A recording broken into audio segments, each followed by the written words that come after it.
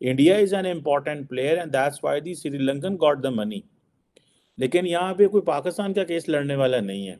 पाकिस्तान तो पिछले नवंबर से इंतज़ार कर रहा है कि आईएमएफ हमें पैसे दे दे, लेकिन आईएमएफ ने श्रीलंका को 2.9 बिलियन डॉलर का कर्ज दे दिया है। अब ये पाकिस्तान के लिए बड़ी एम्बैरेसमेंट है कि पाकिस्तान एक न्यूक्लियर आर्म्ड कंट्री, बड़े जनाब हम माचे खान बनते हैं, ये है वो है, हमारे उधर ताल्लुकात हैं, हमारे इधर ताल्लुकात। श्रीलंका जो है उसके पीछे इंडिया था जिसने उसको ये लेके दिया है। लेकिन इंतशार फैल रहा नहीं है, इंतशार फैल चुका है।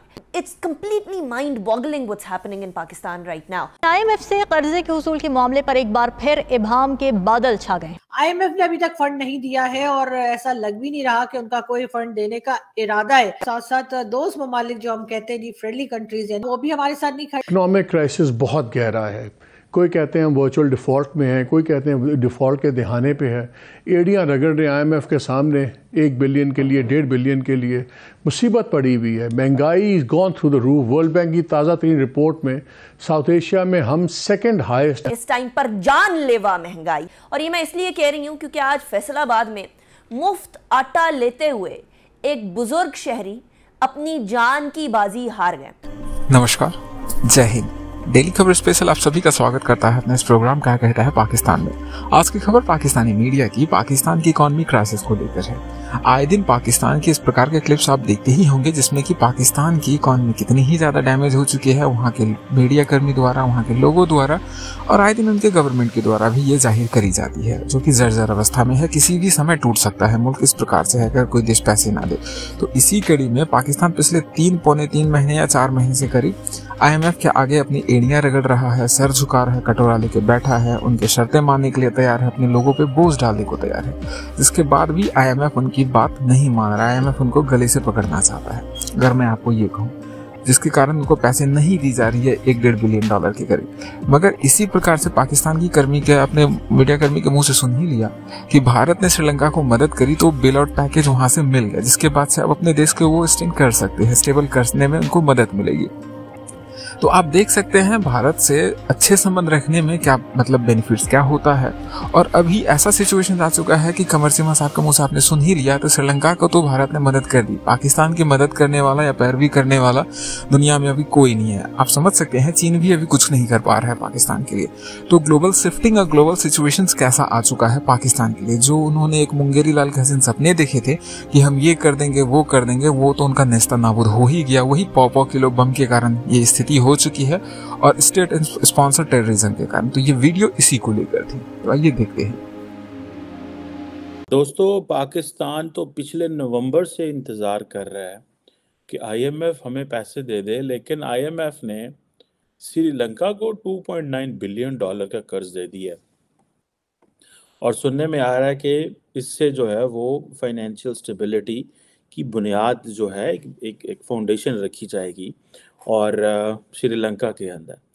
अब ये पाकिस्तान के लिए बड़ी एम्बैरेसमेंट है कि पाकिस्तान एक न्यूक्लियर आर्म्ड कंट्री, बड़े जनाब हम माचे खान बनते हैं, ये है वो है, हमारे उधर ताल्लुकात हैं, हमारे इधर ताल्लुकात हैं, ठीक है जनाब।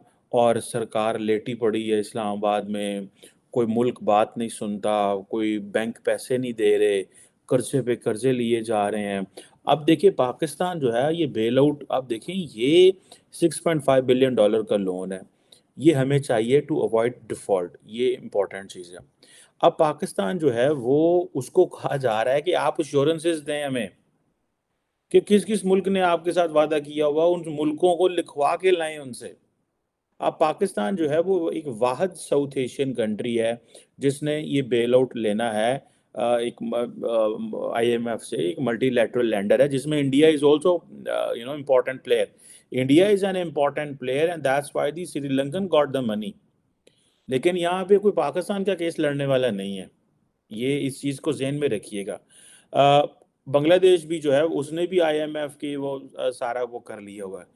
अब हमें वो कह रहे हैं कि पायन जाओ, पहले चाइना के पास जाओ, सऊदी अरब के पास जाओ, यूएई के पास जाओ, कतर के पास, और वहाँ से लिखवा के लाओ कि तुम्हें ये पैसे दे देंगे। अब पाकिस्तान ने इस जून तक 3 अरब डॉलर देने हैं, ठीक है, रीपे करने हैं, और $4 बिलियन जो है पाकिस्तान एक्सपेक्ट कर रहा है कि रोल ओवर हो जाएंगे। इस दौरान पाकिस्तान ने ये तमाशा लगा के भी देख लिया जी, वो हमें तो न्यूक्लियर वो जो है ना जी की वजह से सारा तमाशा कर रहे हैं, ठीक है जी, कि जी हमारे पास क्योंकि न्यूक्लियर वेपन है और ये है वो है, तो हमें तो इसलिए वो नहीं कर रहे, और हमें कह रहे हैं कि आप जो है लॉन्ग रेंज न्यूक्लियर वेपन जो है उसको जो है वो कहा जा रहा है कि वो ख़त्म करें या उसके ऊपर कंप्रोमाइज़ करें, या इस तरह की चीज़ें जो है वो कही जा रही हैं। और अब ये चीज़ें जो हैं, ज़ाहिर बात है पाकिस्तान अब शर्मिंदा हो रहा है, हर रोज़ शर्मिंदा हो रहा है। मार्केट्स हैं तो वो परेशान है, इंटरनेशनल लेंडर हैं तो वो भाग रहे हैं। पाकिस्तान ने अपने टैक्सेस बढ़ाने हैं, एनर्जी की कीमतें बढ़ानी हैं, अपनी करेंसी जो है उसको स्टेबलाइज करना है। और ये कहा जा रहा है कि ये 1-2-4 अरब डॉलर तो पाकिस्तानियों को दुबई में पड़ा हुआ है, मतलब इतना तो हम वहाँ पे मनी लॉन्डर कर देते हैं, ठीक है। और लेकिन ज़ाहिर बात है हमें कौन देगा अब, ठीक है जनाब। अब ये देखें कि आपकी जो सारी की सारी चीज़ें हैं वो डिपेंड कर रही हैं, जो फाइनेंशियल स्टेबिलिटी है वो डिपेंड कर रही है आईएमएफ के पैसे से। और मज़े की बात है